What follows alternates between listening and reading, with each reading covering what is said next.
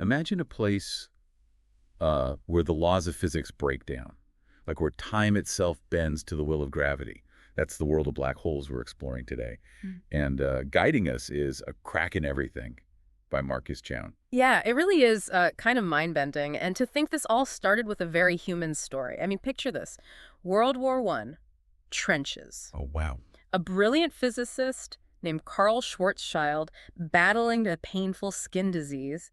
And while all that's happening, he's also grappling with Einstein's revolutionary theory of gravity. Wow. Talk about dedication. I mean, it's hard enough to comprehend gravity as curved spacetime just sitting here, comfortably, Right. let alone in a field hospital during a war. Yeah, it's pretty So amazing. remind me again, how does Einstein's view of gravity differ from that classical Newtonian perspective? Well, we used to think of gravity as this force pulling objects together. Right. But Einstein, he kind of flipped the script, proposing that massive objects, like let's say the sun, Right. actually warp the fabric of space-time itself.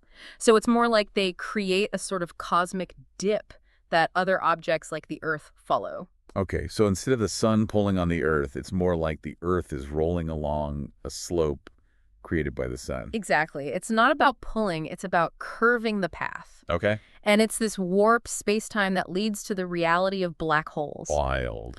Schwarzschild, he was analyzing Einstein's equations, and he realized that if you could squeeze a star into a small enough radius, the curvature of spacetime would become so extreme that nothing, not even light, could escape. That's incredible. It's like a cosmic drain where everything just spirals down, vanishes. Exactly. And to think this idea, which would become a cornerstone of astrophysics, was initially met with skepticism, even from Einstein himself. Really? Yeah. Wow. It was just too outlandish for a lot of scientists at the time. It's funny how even the most brilliant minds can sometimes struggle to embrace those revolutionary concepts. But the story of black holes is full of those paradigm shifts, driven by these really incredible scientists who dared to challenge the status quo. Absolutely. And in the 1920s and 30s, things got even more interesting with the introduction of quantum physics. Suddenly, there's this new force to consider, electron degeneracy pressure, and it could potentially counteract gravity. Ah, yes. Enter Subrahmanyan Chandrasekhar, another remarkable figure. Yeah. Just picture a young physicist on a long sea voyage, totally captivated by the mystery of dying stars. Yeah. He dives deep into quantum mechanics and discovers that this electron pressure can halt a star's collapse, Right. leading to the formation of those incredibly dense remnants, Yeah. white dwarfs. Exactly. So cool. But there's a twist. Chandrasekhar discovered a limit, a tipping point, Hmm. where even quantum forces can't hold back gravity. So if a star is massive enough, beyond this Chandrasekhar limit, even electron degeneracy pressure can't prevent its collapse into a black hole. It's like there's this cosmic scale, and if a dying star is over a certain weight, boom, black hole. Precisely. Wow. But of course, such a groundbreaking idea wasn't met with universal acclaim, and actually it faced strong resistance from the physicist Arthur Eddington. Wow. So Eddington, a giant in the field, completely dismissed Chandrasekhar's findings. Yeah, he did. That's got to be frustrating. And it just highlights the human side of science. Yeah. Clash of egos and the struggle for recognition. And sadly, it took decades for Chandrasekhar's work to be fully accepted. Wow. Yeah, it's a reminder that science is a journey. It's a process of debate, discovery, where even revolutionary ideas face an uphill battle. Absolutely. And that brings us to another puzzle that baffled scientists: rotation. You see, all stars spin, and many believed that centrifugal force could prevent a black hole from forming. Right, because the spin would fling the matter outward. Right, resisting the pull of gravity. And that's where Roy Kerr, a New Zealand mathematician, comes in. He was able to solve Einstein's equations for a spinning black hole. Oh, wow. And what he found was that while spin does play a role, it cannot prevent the collapse for stars that exceed a certain mass. So even with all that spinning, if a star is massive enough, it's going to collapse into a black hole. Exactly. And Kerr's solution provided the theoretical framework for understanding these spinning black holes. And just a few years after his breakthrough, the first real black hole candidate was discovered, Cygnus X1. Ooh. And it's a binary system where a massive star is orbiting an unseen object that emits powerful X-rays. So they couldn't actually see the black hole, But they could infer its presence from the behavior of its companion star. Exactly. Like a cosmic detective story. It is. And this discovery, made by astronomers Paul Merton and Louise Webster, was really a turning point. It transformed black holes from just theoretical curiosities into actual objects in the universe, Yeah. paving the way for decades of further discoveries. Amazing. So we've gone from black holes being impossible to actually finding them out there. Right. But this is just the tip of the iceberg, right? I mean, the book talks about supermassive black holes, millions or even billions of times the mass of the sun. How did we even begin to understand things that big? Well, that journey takes us back to the early days of radio astronomy. Yeah. And the hunt for these objects called quasars. Quasars. Okay. So imagine it's the 1950s and 60s. Astronomers are picking up these incredibly powerful radio signals from seemingly distant points in the sky. And these signals were far stronger than anything they'd encountered before. Right, yeah. Initially, they were quite baffling. Wow. Astronomers like John Bolton, Bruce Lee, and Gordon Stanley, they were using these radio interferometers Okay. to try and pinpoint the sources of these signals. They were essentially using the ocean as a giant mirror to create interference patterns. Wow, that's pretty ingenious. Yeah, allowing them to resolve these distant objects. So they were using the Earth itself as part of their observatory. Right. What did they find? Well, they started to connect these powerful radio emissions to some pretty unusual objects, Okay. like the Crab Nebula, for example, the remnant of a supernova explosion. Oh, wow. This suggested that something extraordinary, something incredibly energetic was happening out there. Okay, so they had these tantalizing hints, but still no clear picture of what was generating those signals. Exactly. The real breakthrough came in 1963 with Martin Schmidt, Okay. who was studying the spectrum of one of these peculiar radio sources, 3C273. Okay. And he noticed these weird spectral lines. He just couldn't identify them. Okay, so spectral lines are kind of like fingerprints for elements, right? Exactly. Each element emits or absorbs light at specific wavelengths, creating a unique pattern. So what was so odd about the spectrum of 3C273? Well, the pattern was familiar, but it was shifted dramatically, redshifted. That shifted, okay. Yeah, it turned out to be the Balmer series, a well-known pattern of spectral lines from hydrogen, but shifted by a whopping 16%. 16%, wow. That meant that 3C273 was incredibly far away, billions of light years. And to be visible at that distance, it had to be unbelievably luminous, far brighter than any star. Wow, so these weren't just stars, they were something entirely different and unimaginably powerful. Precisely. And it wasn't just 3C273. Schmidt, along with another astronomer, Jesse Greenstein, quickly found another quasar, 3C48. Good. This time, redshifted by an even more astonishing 37%. 37%? They were the most luminous objects ever observed. Okay, so we've got these incredibly distant, incredibly bright objects pumping out massive amounts of energy. But what could possibly power such extreme emissions? What were the theories? Well, remember, this was before black holes were widely accepted. Right. Initially, astronomers were grasping at straws, proposing all sorts of exotic explanations. They called them quasi-stellar radio sources, hence the name quasar. Quasar, okay. But no one really knew what they were. Mystery wrapped in an enigma. But eventually, the idea of supermassive black holes started to emerge. Exactly. And it wasn't until the late 1960s and 70s that the idea really gained traction. Okay. Because it became clear that the only way to explain the extraordinary energy output of quasars was to invoke the immense gravitational power of supermassive black holes, millions or even billions of times the mass of our sun. So these supermassive black holes are the engines driving these cosmic powerhouses, devouring matter, spewing out energy. Yeah. But how did they form in the first place? Even stellar mass black holes are mind-bogglingly dense. How do you get something a million times bigger? Right. That's a great question, and one that is still being actively researched. Sure.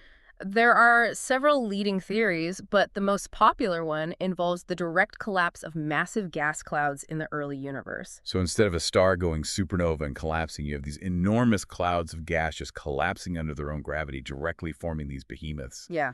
It's pretty wild. And it turns out that these supermassive black holes don't just sit there passively in the centers of galaxies. They actively influence the evolution of their host galaxies through these powerful jets of energy and radiation. Yes, that's the feedback mechanism we hear so much about, right? Like they're shaping the very fabric of their galaxies, controlling star formation. Right. They can both quench and trigger star formation, depending on the circumstances. It's this delicate dance between creation and destruction that shapes the universe as we know it. Amazing. It's incredible how these objects, once considered cosmic oddities, are now recognized as key players in the grand cosmic drama. And what's even more mind-blowing is that our own galaxy, the Milky Way, harbors a supermassive black hole at its center. Yes, Sagittarius A. Yeah. And thankfully, it's relatively quiet compared to some of the more active behemoths out there. Yeah. But it's fascinating to think that this invisible giant lurks at the heart of our galaxy, silently influencing the motions of stars and gas. It really highlights how interconnected everything is in the cosmos. And as we delve deeper into the realm of black holes, it seems like we're constantly uncovering new connections, new ways in which these objects shapes the universe around us. So one of the most powerful tools we've developed to study these enigmatic objects is the ability to detect gravitational waves. Ah, yes. Gravitational waves, it's like opening up a whole new sense, allowing us to hear the universe in a way we never could before. And I know that LIGO, the Laser Interferometer Gravitational Wave Observatory, has been instrumental in this breakthrough. Absolutely. The first detection in 2015, that chirp heard around the world, caused by the collision of two black holes billions of years ago, was a real watershed moment. Wow. It provided definitive proof of black holes Wow. and ushered in a new era of gravitational wave astronomy. So we can actually listen to the echoes of these cataclysmic events.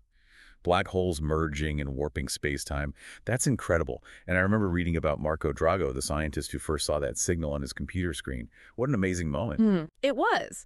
And it's important to remember that behind these incredible discoveries are real people, passionate scientists, Right. driven by curiosity. And their stories are just as fascinating as the science itself. Absolutely. This is just the beginning. With new instruments like the Event Horizon Telescope, which captured that stunning image of a black hole's shadow, and the next generation of gravitational wave detectors, we're poised to make even more groundbreaking discoveries. And with each new discovery, we're getting closer to understanding these enigmatic objects, their role in the universe, and perhaps even our place within this grand cosmic tapestry. It's a journey full of awe and wonder and a profound sense of discovery. It's incredible to think that we've gone from skepticism about the existence of black holes to actually observing them, listening to their cosmic symphony, and even capturing their images. But as amazing as these discoveries are, it seems like we're just scratching the surface. Yeah, it really does feel like the more we learn about black holes, the more mysteries they unveil.